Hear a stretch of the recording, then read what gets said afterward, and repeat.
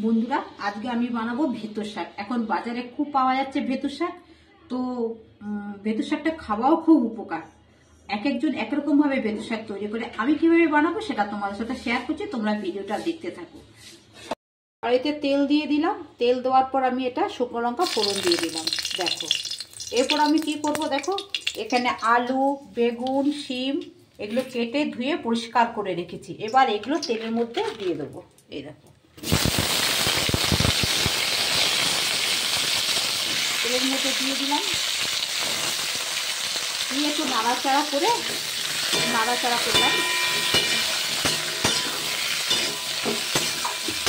আর এদিকে দেখো ভেতর শাকটা কেটে আমি ধুয়ে পরিষ্কার করে রেখে দিয়েছি। এটা হচ্ছে ভেতর শাক, দেখছো? এই দেখো পাতাগুলো বেশি করে কাটিনি, অল্প করে কেটেছি, কুচো কুচো করবো না, একটু আস্তে আস্তে থাকবে। এই দেখো কেটে রেখে দিয়েছি ধুয়ে পরিষ্কার করে। আর এদিকে আমি শিম, আলু, বেগুন তেলের মধ্যে শুকনো লঙ্কা ফোড়ন দিয়ে দিলাম। দিয়ে এর মধ্যে আমি কী করবো, একটু ঢাকা দিয়ে রেখে দিলাম। এবার এটাকে একটু আমি ঢাকা দিয়ে এই দেখো আমি ঢাকনাটা তুলে দিলাম। তুলে এর মধ্যে আমি একটু হলুদ দিয়ে দিলাম। এই দেখো হলুদ দিলাম আর অল্প একটু লবণ দিয়ে দিলাম। এই দেখো একটু লবণ দিয়ে দিলাম, আর কিচ্ছু দেবো না বন্ধুরা। দিয়ে এটাকে একটু দেখো কষিয়ে নেবো, মানে একটু কষিয়ে নেবো যাতে বেগুন, শিম, আলু সেদ্ধ হয়ে যায়।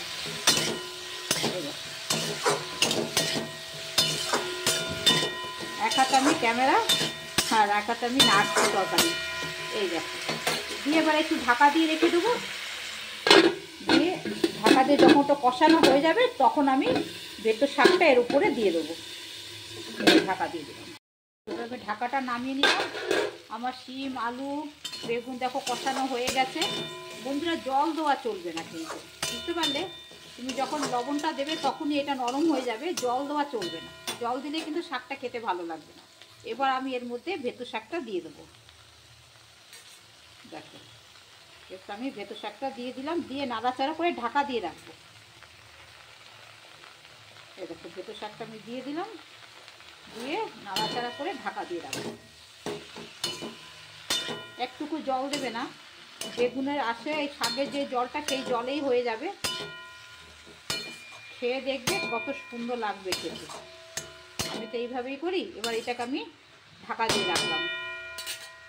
এই আমি ঢাকা দিয়ে রাখলাম, দিয়ে কিছুক্ষণ থাকুক, তারপর আবার